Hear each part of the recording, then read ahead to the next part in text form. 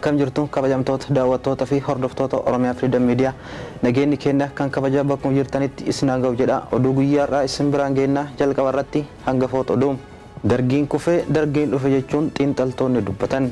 Barataan duraanii Yuunivarsiitii Haramaayaatti hanna raawwateen hidhaan waggaa 15 itti murtaa'e. Mootummaan dirqamaan ilmaan Oromoo fi lammiilee Oromiyaa keessa jiraatan irraa ijoollee 12,909 leenjii waraanatti dirqamaan erguun beekame. Oduu biyya alaatiin Afgaanistaan keessatti lakkoofsi lammiilee ajjeefamanii fi miidhamanii kan bara darbee yeroo akkanaan yoo wal bira qabamu garmalee dabaleera jedha dhaabbanni mootummoota gamtoomanii. Oduu dubbisuun kan isin wajjin turu Anfuwaar Sultaanii amma oduu bal'inaan. Dargiin kufee dargiin dhufe jechuun xiinxaltoonni dubbatan. Mootummaan dargiis hagarraatti uummataan balaaleffatamaa kan jiruuf isaan dura ture irraa jijjiirama fiduu dhaabe yookaan waan biyyaaf uummataaf fayyadus tokko raawwachuu dhiisee miti jechuun xiinxaltoonni kunneen dubbataniiru.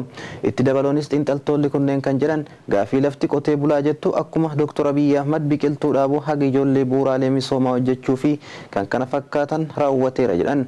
Dhimmi guddaan isa balaaleffachiise umrii aangoo isaa dheereffachuuf ilmaan uummataa hunda gara dirree waraanatti erguu biraas darbee dhuma irratti dhaadannoo hunduu gara adda waraanaatti jedhu fayyadamuu isaati jedhan xiinxaltoonni kunneen. Itti dabaluunis xiinxaltoonni kunneen kan jedhan dargiin kufee dargiin dhufe kan jennuuf kanaaf hundi keenya kana beeknee humna qabnuun hundatti fayyadamuun akkuma dargii kufaatii isaa ariifachiisuun filannoo osoo hin taane dirqama lubbuun jiraachuutti jechuun xiinxaltoonni kunneen dhaamaniiru.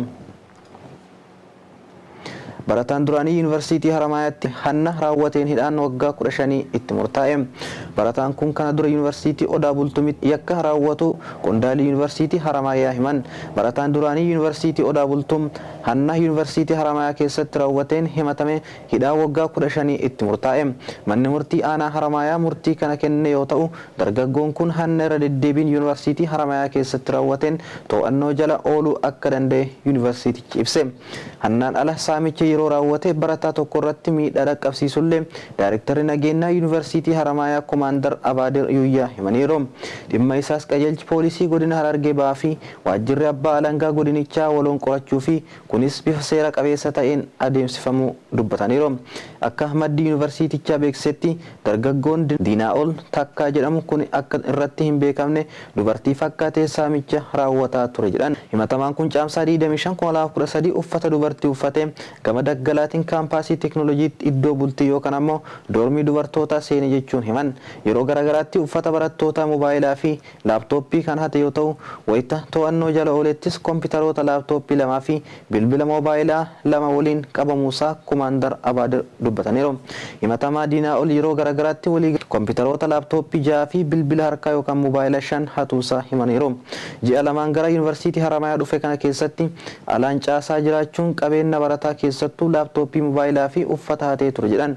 Himatamaan kun odeeffannoo waahila isaa Yuunivarsiitii keessatti argaman irraa argatu irratti hundaa'uun saamicha raawwata jedheera Yuunivarsiitichi.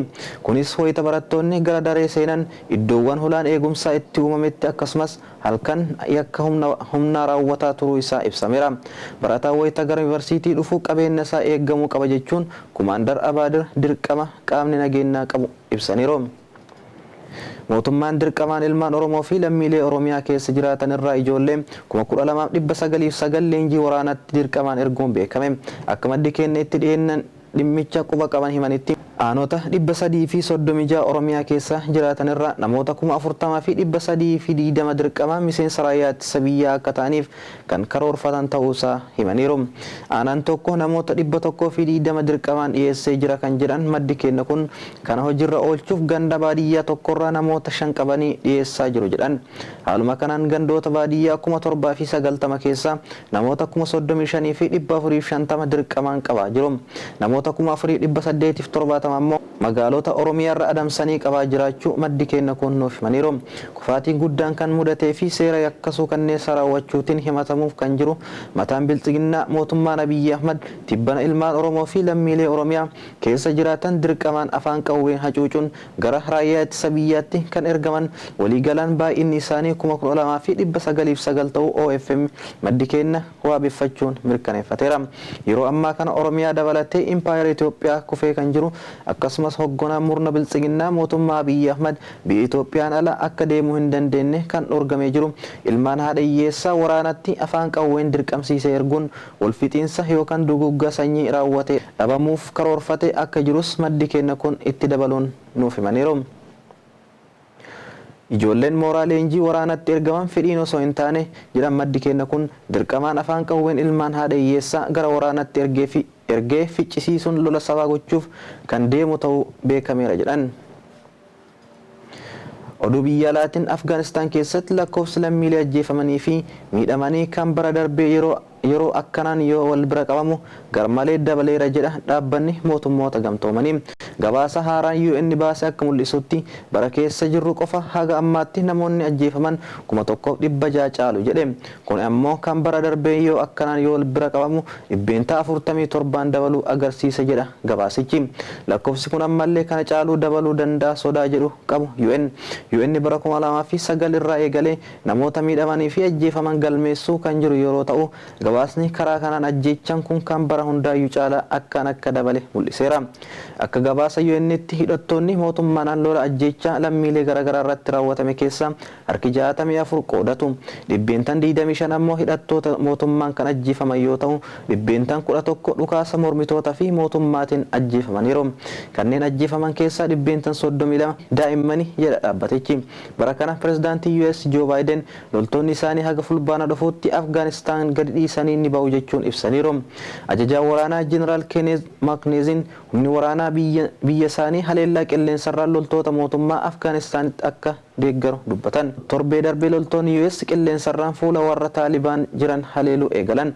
Qondaaltonni Afgaanistaan erga gareen Taalibaan lafa qabiyyee isaa babal'ifachuu eegalee as sa'aatii sochii hawaasaa itti taasifamu daangessuun garee kana adamsaa jiraachuu himan jechuun Reuters gabaaseera. Kabajamtoota daawwattoota keenyaa oduun guyyaa kanaaf qaban isaan kana turanii waan nu daawwattaniif galatooma.